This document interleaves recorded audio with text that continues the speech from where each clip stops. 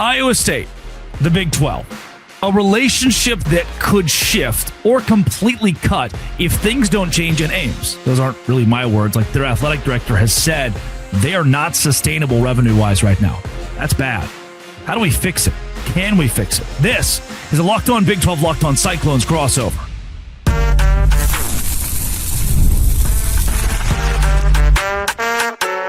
You are Locked On Big 12, your daily podcast on the Big 12 Conference. Part of the Locked On Podcast Network, your team every day. Hey, happy sports, everybody. Welcome to Locked On Big 12 Locked On Cyclones crossover. Drake Toll with you from America's #1 Big 12 podcast, Locked On Big 12, alongside Nick Mirovets of Locked On Cyclones. And look, if you're listening on the Locked On Big 12 side, you're like, I'm a UCF fan. I'm a BYU fan. I'm a Utah fan. You know, like, do I need the Iowa State guy? Do I need the whole... Like, yeah, man. That's the cool part of Locked On Big 12. It's like we can all talk about each other and with each other and have fun. So we're going to start there. Revenue crisis at Iowa State. That's not just Iowa State. Like other schools in the Big 12 are going through the exact same things. How do we fix it? What is the end? And what is the best case scenario when the worst case scenario is still right in front of us? Then, hey, by the way, good news, Final Four team in Ames, Iowa. Can TJ Otzelberger finally get there? And we'll finish with Utah and Iowa State. For some reason, those portals didn't work out. It's weird to have them both in the same category. But yeah, they're each of them pretty low on the totem pole in the NCAA as far as teams having success in the portal class. How does it equate to wins, losses in next season in football? We'll get there. If you hit subscribe, we get to keep our jobs. Nick, this comes from Jamie Pollard, the athletic director at Iowa State. He has been very clear that the way the Cyclones are moving, money-wise, is not sustainable. Pollard said the annual cost to fund the department would increase by over 20% in 2025 alone. This revenue sharing, $20.5 million. He says that they are having to pull from their reserves right now, which is not sustainable at all. Noted total sponsorship sales at $12 million, but needed $20 million because they've added that much in new expenses. Nick, how does Iowa State stay afloat? Well, one of the things that I think needs to happen this season is immediate success. I think you have to see some level of Jimmy Rogers turning the program around. I know that we want to give him the long leash that we kind of gave Matt Campbell. There was some success right away with Campbell, but I don't think you can have 3 seasons of not making bowl eligibility. And I think that kind of comes with, just the class. There's a lot that goes into seeing success right away. But the other side of this is, I hate to say it, but you just got to cut expenses as much as you possibly can. I think of it like in your personal life. If you're only making, $50 a month, are you going to go out and spend $800? Like you only have the $50 to spend. If you can't make any more, you have to cut costs down. So yeah, you talked about, the 2 years in the reserve. And I think a lot of that came from the Elijah Moore conversation back on his spotlight, whatever. And Jamie Pollard was very, very open in that conversation, which I found to be crazy. And so there is apparently some runway where we can try to come up with some creative ways to come up with revenue. But in the meantime, you have to chop down what you're spending, because otherwise he's exactly right. In that interview, he says, we'll basically become a UNI. This is the reason the conversation begins with how sustainable is this for the Big 12.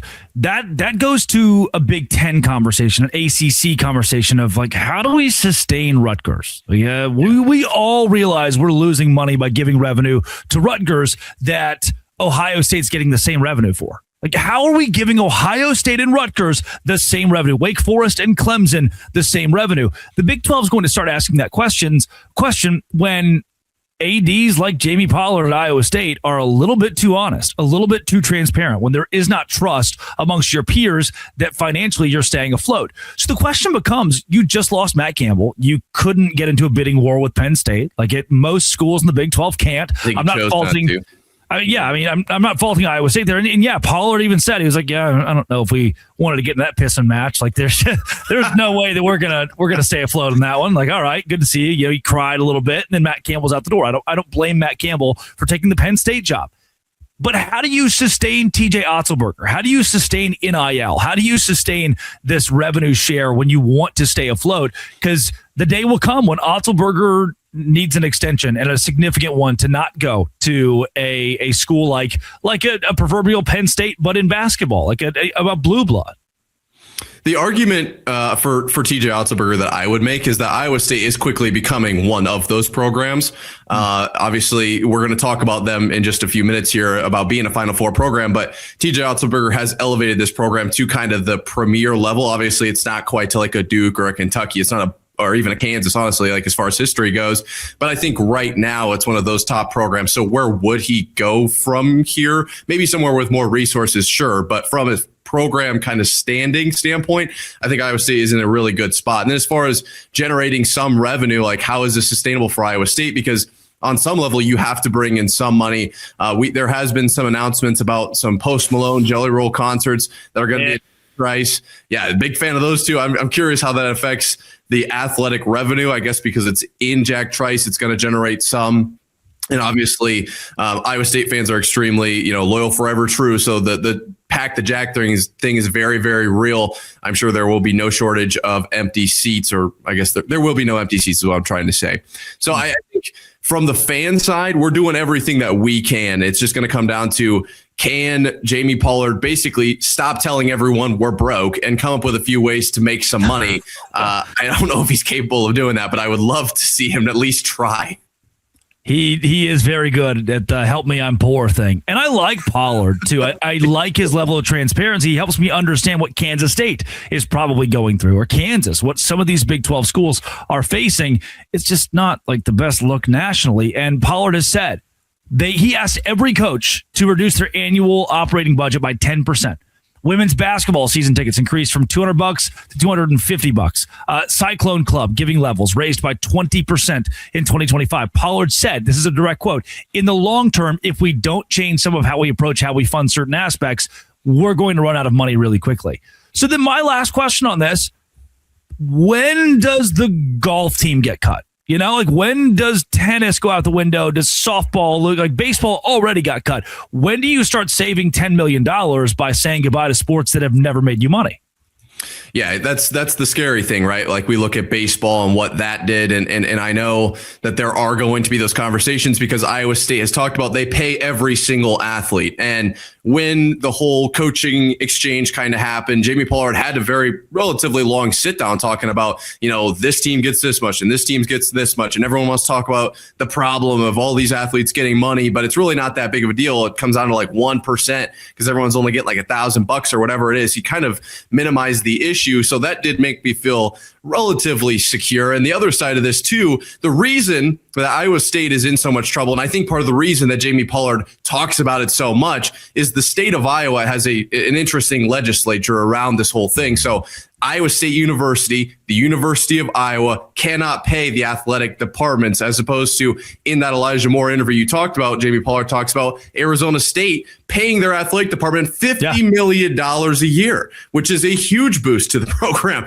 I mean, the NIL cap is 20.5. So obviously there is, I think, an element of Jamie Pollard reaching out to the state saying, if you want Iowa State to stay relevant, you're going to have to change something. And it sounds like he's alluded to the fact that there may be some change on that front as well, which would make a huge difference. And I wonder how that would affect other schools in the state as well. But I think right now the big thing is he's probably going to stay on this track and honestly probably continue to complain until there's a major change at the political level, which is, I think, what Iowa State needs. As much as I hate to say it, and I want to separate politics and sports, it might really come down to that. Yeah, they don't get that. That's a great point. They don't get tax. They don't get nothing from the state. They have nothing from the state. And athletically, that is not a good spot to be in if you're Iowa State or Iowa at all here. And that's where it sits. That's a dour conversation, but luckily we're going to a much more positive one. Iowa State men's basketball is not getting the national respect it deserves. Like, just not. From the AP poll, from ESPN, from anybody, any talking heads, and they deserve their Final Four flowers. Here's why their basketball team is better than yours. This is a Locked On Big 12, Locked On Iowa State crossover. Cyclones.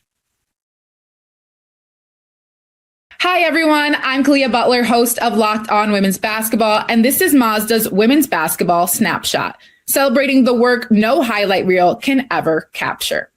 The WNBA has released its 2026 schedule featuring a 44-game regular season beginning on Friday, May 8th. The league's historic 30th season includes expansion teams Portland Fire and the Toronto Tempo, with opening weekend highlights such as Caitlin Clark and the Indiana Fever hosting Paige Beckers and the Dallas Wings, and a rematch of the 2025 finals between the Aces and the Mercury. In college hoops, South Carolina handed Vanderbilt its first loss of the season with a dominant 103-74 win. These moments are earned off the clock, those long before the lights ever come on. The sweat, the fakes, the doubt, the scrapes, and coming back for more every time. Mazda puts the same drive into every detail. Wins define the moment. Putting in the work, that defines you. There's more to a Mazda because there's more to you. Nick Maravet's Locked On Cyclones here on Locked On Big 12 for a crossover. The Cyclones, Iowa State, a Final Four team. If that is the statement, if that is a fact, quantify it, qualify it, can you? I mean, this Iowa State team is one of the best in the nation. Like, it just is as plain as simple as that. Looking at KenPom, they're actually still ranked top 4 despite their 2-game skid. And I think a lot of that comes down to the last 4 games. Man, they have looked incredible. I believe if I saw it correctly, they had 3 of their most efficient offensive games in the last 14 days in the last 30 years or whatever. It was ridiculous with 30-point wins over Colorado, Kansas State, and UCF. So we'll talk about Milan Momcilovic in a second here, I am sure, but the rest of this team is looking incredible, and TJ Otzelberger has coached them to a spot, and he's kind of come up short enough times that I actually believe the mentality is there to make a Final Four run. Absolutely. I can't help but remember in the career of TJ Otzelberger at Iowa State should not be marred by that Pitt NCAA tournament game, but it haunts me in my dreams. That game haunts me just for how ugly it was. And I started to think, okay, at what point is Iowa State a Final Four team? At what point can Otzelberger prove? He's proven he can win in March, but when is it I can win to the Final Four, through the Final Four? And dog, I think the fact that Milan Momcilovic has become he's the leading scorer on the team. He's the leading, and he's been there for a while. This is the recipe to have Taman Lipsey in the fold for a while, Momcilovic in the fold for a while. And then Lipsey, who's widely considered your best player, isn't even your leading scorer. It's Momcilovic. That shows me Iowa State has the depth, the diversity on this roster to win and win in the postseason. Yeah, and you haven't even brought up Joshua Jefferson yet, who has 2 triple-doubles this season, and no other Iowa State player has ever in their career achieved 2 triple-doubles. So he's in single season basically doubled anybody else's. And again, he's been in he's played a lot of college basketball, and this isn't his first year at Iowa State. They're building with guys who know the program. Yeah, and the few that have come in this season, like Blake Buchanan from Virginia, somehow Otzelberger has gotten him to buy into what I'm calling the Iowa State way. Like he breathes Iowa State basketball, the effort, the intensity, sprinting up and down the floor of the blocks. It's incredible. And then obviously those big 3, Momcilovic, Jefferson, and Lipsey, but you've got guys like Kylian Touré, freshman coming in from France, unbelievable defensive effort. And that's where I kind of want to talk about this Iowa State team, because yes, the offensive efficiency has been unbelievable. I mean, I literally have this quarter on my desk, which I can't pick it up right now. It's stuck there for some reason, but it's on my desk because I have a lesser chance of calling that coin correctly than Milan does of making a 3. Like the offense has been incredible, but defense is where this team wins games. I mean, over those last 30-point wins, you held Kansas State to 61. You held UCF to 57. Like that's where this team really thrives, and that's where a lot of their offense comes from. So I like to say that defense travels. Obviously, defense wins you championships, and the offense is great, but Otzelberger's defensive mentality is taking them a long way. Yeah, and some people will say 57, 61, those aren't, 51, 49. It's not like you were, 67 to Colorado. But Iowa State scoring 87 against UCF, where they allowed 57. 95 against Kansas State, where they allowed 61. 97 against Colorado, where they allowed 67. The point totals they're allowing are so small. They're so minute in comparison to what they're scoring, in comparison to the way that Iowa State is scoring as one of the most efficient offenses in the country. I guess the question becomes, okay, and look, you've got matchups, Kansas, Houston, BYU, all in a row. Get a bit of a break, but still on the road against Utah before playing Texas Tech and Arizona. How much do you manage this roster? You have 7 guys. You go about 2 deep on the bench of guys that will really contribute in March. How much do you load manage this roster down the stretch in the Big 12, knowing that almost no matter what, you're going to be a top 3 seed in the NCAA tournament? Yeah, I don't think we go quite to Darren Peterson level, but I don't think we want a repeat of what happened last season either, right? With Keyshawn and Milan. Of course, there were freak accidents, but that team was kind of derailed by injuries to an extent last season. So I think that, what game was it that I was watching? It might have been the Colorado game or Kansas State, where Milan didn't take a foul. And I was watching with a buddy and they're like, what is he doing? I'm like, they're literally up 30 points. And he goes, why is he in? I said, that's a great question. I actually don't know why Milan is in with 3 minutes to go, up 30 points against the Buffaloes or whatever game it was. And so I don't know if, honestly, that being said, like, this is the weak portion of their schedule. This is where I would expect to see some sort of load management. I don't think you're going to come away with a lot of 30-point wins against Kansas, Houston, BYU on the road, or Texas Tech or Arizona. Like, I think, honestly, I expect a few losses in there. And so if you're going to see load management, I think it would be either against Baylor or TCU in these next two, or it would have already happened. I think, honestly, the conversation of, like, are they going to take some rest time is almost this isn't against you, but it's like a bad question, because I think that's not how TJ Otzelberger's brain works. Like, I think it's like they're going to run till their wheels come off, win or lose, good or bad. Like, that's just how he runs his game. I love that on Locked On Big 12, people can get new perspective on new teams. Like, you're a UCF fan, you're competing. UCF being unranked, by the way, this week is complete BS. I mean, so wild to me. The AP poll is giving more votes to Texas A&M, who lost at home to UCF, than to UCF. And now those fans get the perspective on Iowa State being a legit contender in the Big 12, and I believe that they are. Now, the bigger question, and people are like, oh, why are we talking about football? It's basketball. Because football stirs the drink. Football rows the boats. Football brings in the revenue, and that's where we'll go next again. Transfer portal for Iowa State. Although it seemed bleak, although it felt bad, they were actually one spot below Utah and 2 spots below Michigan. And that's not a terrible place to be, right? Maybe. This is Locked On Big 12, Locked On Cyclones. Hey, everybody.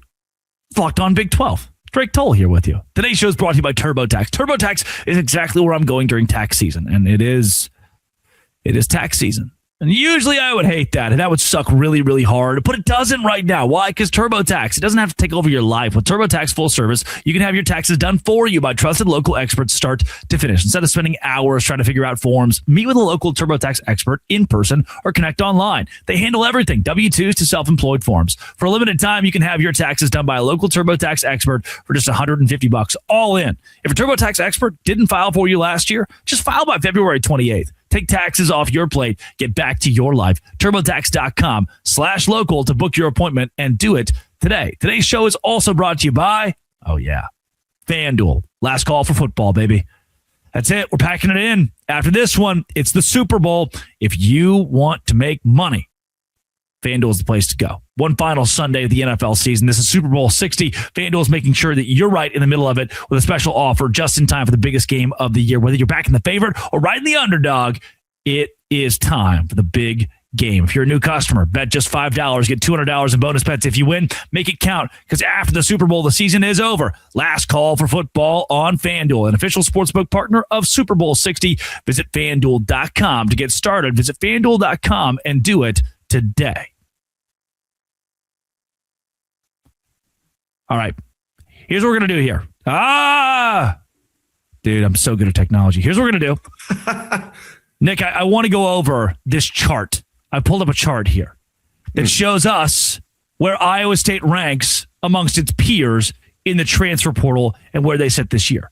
But first, I want to remind everybody, hey, the Everydayer Club is here in college for the Locked On Big 12 and Locked On Cyclones. And the Everydayer Club is your opportunity, for those who listen every single day, to get involved. LockedOnBig12.supercast.com, LockedOnBig12.supercast.com. Take all the ads away from the podcast.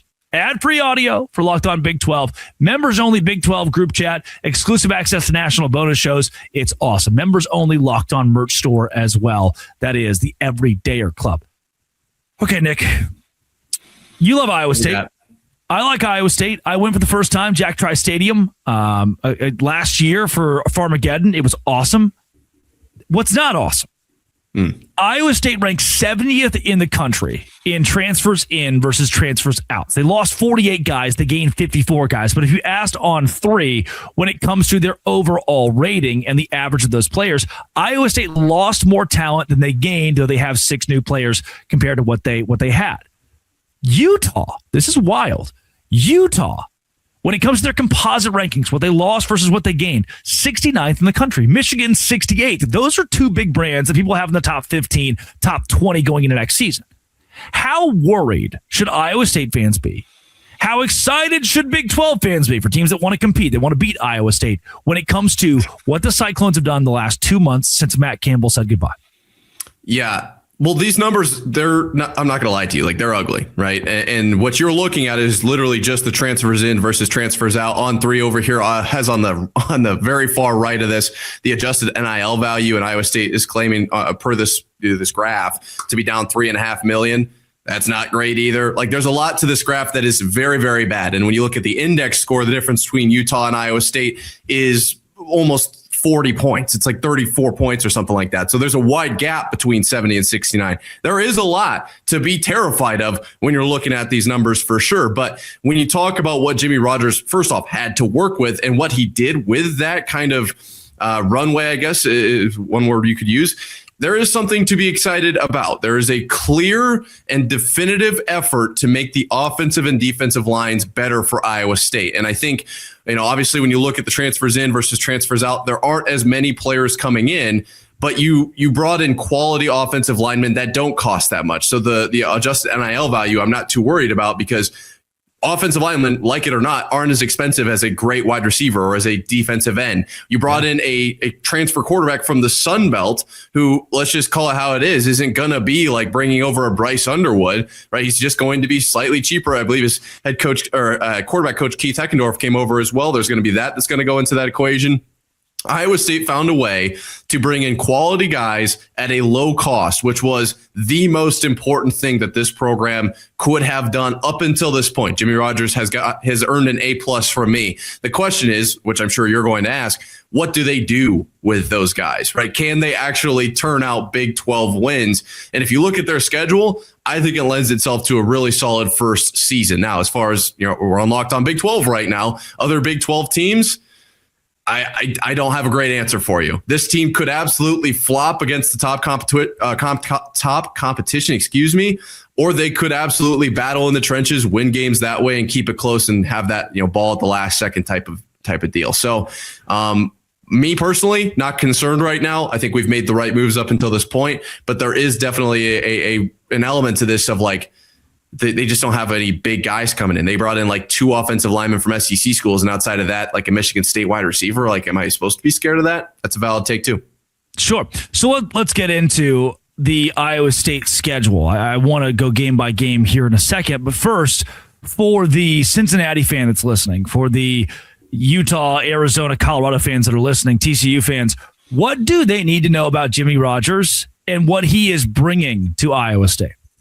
He's bringing that Midwest mentality, which is something that I think Iowa State absolutely needed to keep in their identity. Matt Campbell talked so much about the 6 hours surrounding Iowa State. Jimmy Rogers may be coming over from Washington State, but spent a lot of his time at South Dakota State, right? Played there, coached there, started his head coaching career there. So he understands how to recruit this area. And he, to that offensive line point I made, knows how to recruit offensive linemen from Elkader, Iowa, or, from the Northwest corner of the state that nobody's heard of, not even myself. And I'm a native Iowan. Like he knows how to get those guys in the building and to transform them into top tier linemen, which is super big. And he's a huge defensive minded guy. So him, Jesse Bobbitt, that defensive coordinator, I'm excited about. Ross Watson coming over from Toledo. I thought he was going to be the co-DC, ended up not being that, but there's a clear emphasis on the defensive side of the ball as well. So what do you need to know about Jimmy Rogers? He's going to beat you in the trenches, and he's not going to need to score a whole lot of points to beat you because there's a huge emphasis on that defense. And so